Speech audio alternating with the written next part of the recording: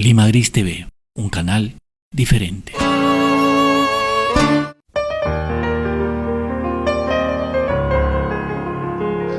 ¿Cómo están? Muy buenas noches o buenos días, depende en qué momento me estén escuchando. Estamos de nuevo en el programa Poetizando, aquí transmitiendo desde Lima Gris para todo el mundo. Y bueno, soy Julio Barco y hoy día tenemos un programa especial. Vamos a tratar un tema que personalmente vengo reflexionando, ¿no? Hay una gran controversia, hay un gran problema a nivel mundial que sin duda todos ustedes conocen, que es el problema ambiental, ¿no? El problema del medio ambiente, el problema de la contaminación, que diariamente y año tras año va llegando pues a límites que ya son críticos.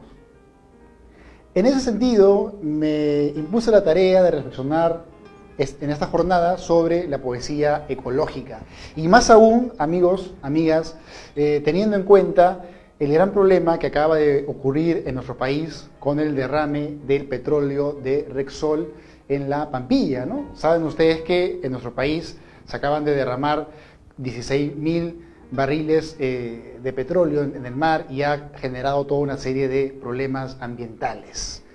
Bueno, hablar de la ecopoesía, en todo caso, primeramente nos tiene que llevar a reflexionar sobre los temas con los cuales la poesía a veces intenta naturalmente, como un quehacer que nace del choque con la realidad, la poesía intenta de alguna forma asumir, ¿no? La poesía no es un ejercicio artificial o un ejercicio que está ajeno al sudor, a la vida, a la lágrima de la realidad.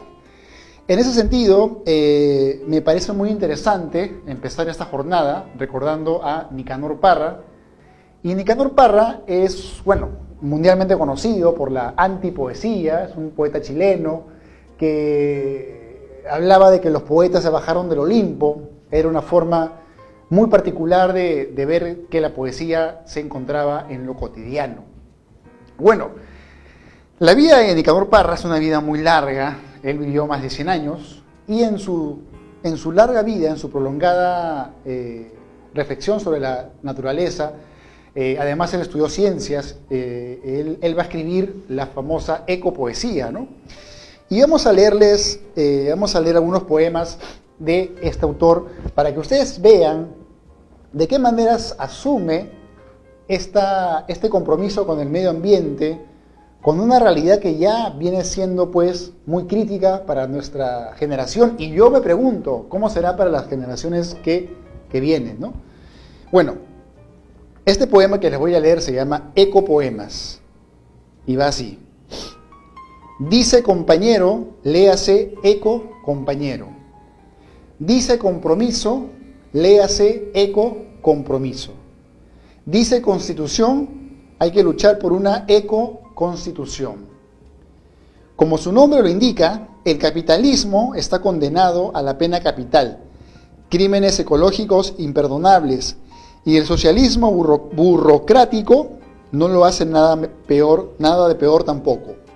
Poco sería, señor alcalde, todavía quedan algunas palmeras en pie en la avenida La Paz. Y algo que no tiene color a nada. Veo pocas señoras prostitutas. Ojo, señor alcalde, esto ya no parece Santiago de Chile. Bueno, de estos poemas que les acabo de leer, a mí me deja pensando esta idea que nos da Parra desde los primeros versos, ¿no? Dice, donde leemos compañero, léase eco compañero. Esa palabra, ese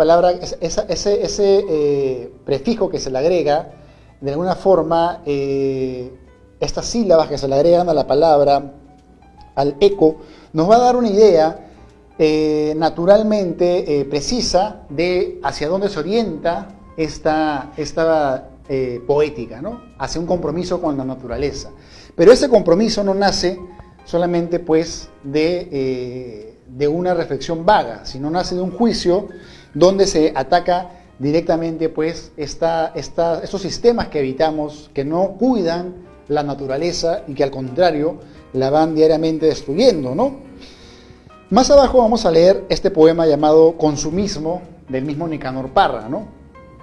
Dice, consumismo, derroche, despilfarro, serpiente que se traga su propia cola, dice proletarios versus burgueses, léase pacíficos peatones versus asesinos del volante. Peatones, héroes anónimos de la ecología. Explosión demográfica, saqueo de la naturaleza, colapso del medio ambiente, vicios de la sociedad del consumo, que no podemos seguir tolerando. Hay que cambiarlo todo de raíz. Dice, proletarios del mundo unidos, debe decir, peatones del mundo unidos. ¿El mundo actual? El inmundo actual. Entonces, esta poesía de Parra, que es muy original, nos está dando una idea, una pista de cómo Parra asume los materiales de la poesía comprometida, típica, porque hay una poesía que nace pues de la izquierda, ¿no? De los años 50, bueno, con Vallejo también, en los 30 en adelante, que ataca pues al sistema, a la educación, que ataca pues a la realidad. Pero Parra ya observa que el problema de repente no es ni siquiera la izquierda o la derecha, ¿no? El problema es algo más concreto, es el mundo que habitamos y cómo se vuelve, según Parra, un inmundo, un lugar que prácticamente se vuelve más inhabitable, asfixiante para toda la vida, ¿no? Bueno, más abajo dice lo siguiente, ¿no? Estimados alumnos, adiós, estimados alumnos. Y ahora a defender los últimos cisnes de cuello negro que van quedando en este país, a patadas, a combos, a lo que venga. La poesía nos dará las gracias. Otra medida revolucionaria, perdonar todos los delitos de amor. Y viviremos mucho más felices, amnistía sexual, amor, amor, amor, amor. Y por favor, que no se formen parejas. En la pareja hay solo derrota. Ojo, peligro, acero, metro. Y más abajo dice, francamente no sé qué decirles. Estamos al borde de la Tercera Guerra Mundial y nadie parece darse cuenta de nada. Si destruyen el mundo, ¿creen que yo voy a volver a crearlo? Interesante, ¿no? Ahí hay una crítica a cómo el mundo se va degradando, a cómo el mundo, como una manzana, lo van mordisqueando y no se piensa a futuro y no hay un compromiso que nos empuje a pensar en desarrollar una actitud crítica, una actitud diferente. Y aquí la poesía, en este caso, este poetizar, esta poética, nos habla inmediatamente de un actuar. Es un ser poético que encuentra un actuar, un devenir, un verbo, que es el moverse contra ese tipo de sistema, porque nos dice, ¿no? Hay que defender a los animales, a los que van quedando, ¿no? A los cisnes de cuello negro que van quedando en este país, a patadas, a combos, a lo que venga, ¿no? ¿Cuántos animales en este momento se encuentran en camino de extinción? Es más, el humano, nuestra propia especie, se encuentra pues ya bastante limitada, acorralada por una serie de problemas, ¿no? El calentamiento global, la contaminación de los aires, de los ríos, el petróleo, que si bien mueve el mundo, los hidrocarburos y todo ello, también generan pues un consumo que va a generar muchos deterioros ambientales, ¿no? Y ni hablar pues de todo la ganadería, que también se sabe genera pues un daño al ecosistema que habitamos, ¿no? Entonces, la pregunta sería, ¿hay poesía ecológica en el Perú? ¿Qué poetas en este momento, yo hago este hincapié enfático, pienso con ustedes, amigos, amigas, ¿qué poetas en este momento están usando la problemática ambiental, que es una problemática humana, para poder generar versos que alimenten la acción y la reflexión?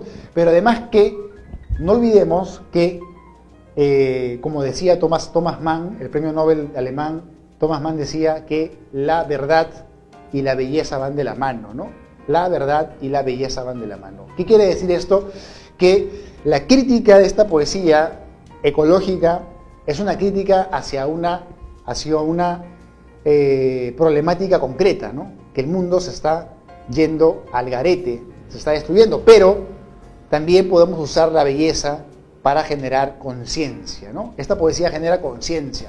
Y yo me pregunto, ¿qué poetas en nuestro país han generado esa conciencia ambiental, ¿no? Por ejemplo, este año celebramos los 100 años de Trilce, de Vallejo, y ya Vallejo critica el capitalismo, critica la vida moderna, en Trilce, por ejemplo, o se me ocurre también Martín Adán, ¿no? Cuando lean ustedes La mano desasida, es un canto que le dedica Martín Adán a la roca, a la piedra, que se encuentra inmersa en Machu Picchu. Y bueno, otro poeta, por ejemplo, que me acuerdo es Juan Ramírez Ruiz, que escribe un libro llamado Armas Molidas, ¿no? Donde también él va a desarrollar una poética donde va a recuperar el mundo andino y de alguna forma también la trascendencia andina, ¿no? Entonces vemos que de repente hay una ausencia de poesía ecológica en nuestro país. Sin embargo, hay algunas figuras interesantes, ¿no? Vamos a ver, por ejemplo, en pantalla, vamos a ver, por ejemplo, a Pedro Favarón. Y Pedro Favarón, por ejemplo, ya viene desarrollando una poesía ecológica. De hecho, acaba de sacar una antología con otros autores donde desarrolla este tema. Bueno, de Pedro Favarón vamos a leer algunos poemas y les comento que, de hecho, él publicó el año pasado, o el anteaño pasado, si no me equivoco, publicó pues un ensayo donde hablaba ya sobre la importancia de pensar desde lo académico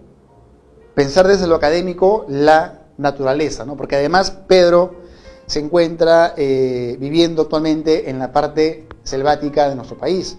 O sea que ya vemos que hay una intención muy interesante, ¿no? Y acaba de sacar un libro que se llama Voces del Limo, ¿no? Y vamos a leer poemas de esta antología. De hecho, Voces del Limo es una antología, limo, esta palabra limo, viene del barro, ¿no? El barro, y de alguna forma es como una relación entre la poesía y la propia sustancia de la tierra, ¿no? Terráquea. Porque, pues, como dice la Biblia, o como dicen los religiosos, del polvo venimos y al polvo vamos. Entonces, esta poesía es una muestra de poesía peruana que dialoga con la tierra y la vida. Y vamos a leerles algunos poemas que han sido acá seleccionados. De hecho, se la pueden descargar gratis por internet. En Google pongan Voces del Limo y Pedro Favarón y van a encontrarse la versión que estoy justamente acá viendo en mi celular. Y van a poder descargarse este libro, unos poemas, para también un poco entrar a esta onda ecológica. Por ejemplo, acá seleccionan algunos poemas de Eguren, ¿no? De el gran Eguren, que de hecho pues también tenía una relación con la, sobre todo con la fantasía, pero dentro de su fantasía Eguren también hablaba, por ejemplo, de las plantas, ¿no? Entonces, la poesía ecológica del Perú, mi pregunta es, ¿existe o no existe? Vamos a ver hoy si es que hay referentes. Y me parece que este poema podría ser, creo yo, uno de los poemas ecológicos de nuestra tradición. Y dice así, ¿no? Los robles, de Eguren. En la curva del camino, 2 robles lloraban como 2 niños, y había paz en los campos, y en la mágica luz del cielo santo. Yo recuerdo la rondalla de la honda florilla de la mañana, en la gloria de la vega, las risas y las dulces pastorelas. Por los lejanos olivos, amoroso canto de caramillos, con la calma campesina, como de incienso el humo subía. Y en la curva del camino, los robles lloraban como 2 niños. Bueno, aquí vemos una humanización de la naturaleza, ¿no? El reino Plantae, en la mirada de Eguren, tiene ciertamente una humanidad, ¿no? Y es la pregunta, cuando pensamos en la poesía ecológica, ya Parra nos dice que defendamos a los animales y también tendremos que defender a las plantas, y yo creo que hay una gran ignorancia sobre las plantas, ¿no? Algunos piensan que las plantas no pueden comunicarse, y ya se sabe por estudios que por la tierra se mandan sondas y hay una comunicación en medio de todas sus raíces. O sea que el reino Plantae, las plantas se encuentran en constante movimiento, en constante diálogo. Más adelante en esta antología vamos a encontrar también otros autores, como por ejemplo Mariano Iberico, ¿no? Bueno, Mariano Iberico, según lo que acá dice Edgar Saavedra, dice, se le conoce principalmente como filósofo, sin embargo en la obra de este pensador y académico cajamarquino, recién en los últimos años, está siendo reeditada y nuevamente estudiada. Bueno, sí, lo conocemos como filósofo, pero también tiene un lado ético. Y es muy interesante, hago un pie de página, pensar en las diferencias entre la filosofía y la poesía, ¿no? Particularmente me parece que ambas materias se necesitan como el sol, la luna, hay una relación con la tierra, la filosofía, la poesía se relacionan con el ser. Un buen razonamiento filosófico no está ajeno a ser un deleite estético. Un pensamiento filosófico nos da placer sensorial, como un poema. No obstante, la filosofía busca de alguna forma acercarnos a la verdad, acercarnos a un logos, a un sistema, ¿no? A un razonamiento. En cambio, la poesía es el afecto, la poesía es el sentimiento, y de pronto no busca pues que tú razones como el poeta razona. O sea, el poeta no quiere que tú sigas su poética, sino más bien hay una emoción que tú puedes de alguna forma encarnar, sentir, de alguna forma revivir en ti mismo. Bueno, vamos a leer algo de Iberico, justamente este poema llamado Los Cerros, ¿no? Los Cerros, porque también creo yo que la poesía ecológica nos tiene que hacer pensar en la naturaleza, ¿no? Defenderla, pensarla, comprenderla y sentirla como parte de nuestra propia realidad, ¿no? No somos ajenos a la naturaleza, ¿no? No solo somos seres de alguna forma ligados a la tecnología, al asfalto, a los ladrillos, no, también tenemos una relación con los cerros, con las nubes, con el viento, con las estaciones, ¿no? Y todo esto se va directamente, súbitamente afectando con los cambios climáticos de los problemas que afrontamos actualmente. Y bueno, Iberico dice los cerros. Uno de los aspectos más interesantes e imponentes del paisaje serrano, y el que tal vez constituye su principal característica, es lo que podríamos llamar la orgía geológica. Levantamientos, depresiones, retorcimientos en las enormes moles. Capricho de crestas que se yerguen en el azul, de precipicios vertiginosos, de suaves declives que bruscamente se detienen cortados por un tajo vertical, de gargantas cuyas rudas paredes casi se tocan y a cuyo fondo sombrío apenas llega a la angosta zona luminosa del cielo, de cadenas ondulantes como serpientes, de nudos cuyos hilos se enlazan en forma inextrincable. Y siempre la aspereza de la piedra, la majestad en que se han inmovilizado las convulsiones de la tierra, la historia milenaria, que ora superpone sus edades sucesivas, ora trastrueca a su orden temporal para dejar en lo alto las más remotas y en la profundidad las más recientes. Los Andes levantan sus masas informes, inhóspitas y abruptas como una colosal negativa.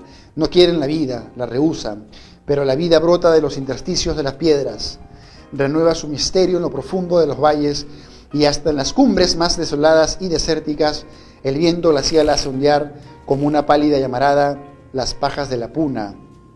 Bueno, este poema en prosa, podríamos llamarlo así, nos habla de los paisajes andinos, ¿no? De repente ustedes han viajado a la zona andina, han ido, pues, no sé, a Cusco, han conocido a Andahuaylas, y cuando ustedes vayan a esa zona andina van a darse cuenta de toda la geología, de todo el arte de la piedra natural, que es fascinante, ¿no? Uno se queda pensando, como dice acá Iberico, en los levantamientos, las depresiones, los retorcimientos de las enormes moles, capricho de crestas que se lleguen en el azul, de precipicios vertiginosos, de suaves declives que bruscamente se detienen cortados por un tajo vertical. O sea, todo eso de ahí también forma parte de la tierra y de alguna forma también de lo ecológico. Otro autor que seleccionan aquí en esta antología que estamos leyendo es sin duda el gran César Vallejo, ¿no? Vallejo escribió poesía ecológica. Podemos pensar que en realidad no, pero sí tal vez escribió una poesía muy ligada a la naturaleza más telúrica, a la naturaleza más inherente del espacio donde él habitó, que es la Sierra del Norte, Santiago de Chuco, y esos espacios que, según vengo informándome, son lugares donde hay una gran carga de energía, una energía que se encuentra esencialmente en las piedras, en los espacios que tú observas. Es como cuando tú sales de Lima, sales de la ciudad y te vas a otro lugar, al bosque, hay una energía especial. Igual dentro de los espacios donde Vallejo vivió, había una energía especial. Bueno, y Vallejo tiene este poema que es telúrica y magnética, ¿no? Vamos a leer una parte para que ustedes vean también cómo se relaciona él con la naturaleza, cómo él hace una poesía de lo ecológico, y que de repente no es una poesía ya comprometida como quisiera Parra, ¿no? Pero es una poesía que ya nos deja ver una sensibilidad, ¿no? Que es importante. Hace unos días, en una entrevista, me preguntaron para qué es importante la poesía, y bueno, yo di una serie de razonamientos, pero dije que era importante para agudizar la mente, ¿no? La interpretación, el juicio que tenemos de la realidad, el criterio, y el poeta resume eso en sus poemas. Y voy a leer algo de Vallejo que me parece que nos agudiza la interpretación de la intensidad de la naturaleza. Telúrica y magnética, mecánica sincera y peruanísima, la del Cerro Colorado. Suelo teórico y práctico, surcos inteligentes, ejemplo, el monolito y su cortejo, papales, cebadales, alfanfares, cosa buena, cultivos que integran una asombrosa jerarquía de útiles y que integran con viento los mugidos, las aguas con su sorda antigüedad, cuaternarios maíces de opuestos natalicios, los oigo por los pies cómo se alejan, los huelo retomar cuando la tierra tropieza con la técnica del cielo, molécula exabrupto, átomo terso, o campos humanos, solar y nutricia ausente de la mar, y sentimiento oceánico de todo, o climas encontrados dentro del oro, listos, o campo intelectual de cordillera, con religión, con campo, con patitos, paquidermos en prosa cuando pasan y en verso cuando páranse, roedores que miran con sentimiento judicial en torno, o patrióticos asnos de mi vida, vicuña, descendiente nacional y graciosa de mi mono. Bueno, el poema de Vallejo sigue, pero yo me detengo acá, y vemos que Vallejo pues no nos habla del monolito, nos habla del maíz, nos habla de la más abajo la cordillera, del oro, del paquidermo, de los patitos, de los papales, cebadales, alfanfares, es decir, nos hace una poesía de la naturaleza. Y bueno, ya queda en ustedes pues seguir leyendo esta antología que me parece interesante para la pesquisa de hoy. ¿Hay una poesía ecológica del Perú? ¿Ustedes qué dicen? Yo diría que todavía no la hemos creado y tenemos que construirla en este siglo, porque el futuro, creo yo, nos empuja a lo ecológico. Y bueno, a modo de cierre, no quiero dejar pasar esta oportunidad, ya que hablamos de lo ecológico, para leerles uno de mis poemas ecológicos que escribí justamente con relación a lo de la Pampilla, ¿no? Los que están fuera del Perú y me ven, seguramente no saben pues lo del derrame terrible de Repsol que contaminó las playas de Ancón, de Ventanilla. Y bueno, escribí este poema llamado Al mar de Ventanilla, que es un poema ecológico y que busca también ser una memoria de lo que ocurre, cómo la palabra encapsula, cómo la palabra guarda lo que nos pasa. Y dice así: al mar de Ventanilla, hermanos, quiero escribir del mar contaminado, dejar intacto en los hombres, niños, mujeres que vendrán los 16.000 barriles, los pingüinos embarrados, los pelícanos agonizantes, entre el yuyo ajado y los muis que lloran, para que lo recuerden las futuras generaciones, porque Rexol tuvo la culpa y Ventanilla se alzó como una ráfaga de impaciencia. ¿De qué comeremos ahora? No hubo ceviche en los puertos, ni pota en los mercados, ni el amanecer bendiciendo a pescadores, o muchachas silenciosas frente al mar. Hubo negras lágrimas de muerte, negra lengua contra el agua, negro movimiento carnívoro, destruyéndolo todo. Hubo un corazón negro que se hincha y gime contra las rocas. Algunos cortaron sus cabellos para mitigar las aguas negras y no hubo limpieza de los residuos, pero sí Leonardo DiCaprio sobrevolando la zona para figurar en los diarios, pero sí silencio de administradoras, contradicción, oro negro quemando las alas. Y bueno, este poema está dedicado a lo que ocurrió en Ventanilla. Y yo los invito a ustedes a pensar, hay una poesía ecológica en el Perú, es necesario crear este tipo de poesía, podemos usar temas de ahorita para hacer poesía que tenga un compromiso ambiental, sí, no, ustedes qué piensan en sus casas. Bueno, nos quedamos aquí por ahora, les mando un gran saludo a los amigos de todo el mundo que me ven, a los amigos de Uruguay, de Cuba, de Ecuador, de Bolivia, de Paraguay, y etcétera, etcétera. Y nos vemos la siguiente semana, ya saben, soy Julio Barco, transmitiendo desde Lima Gris en Poetizando. Pásenla muy bien.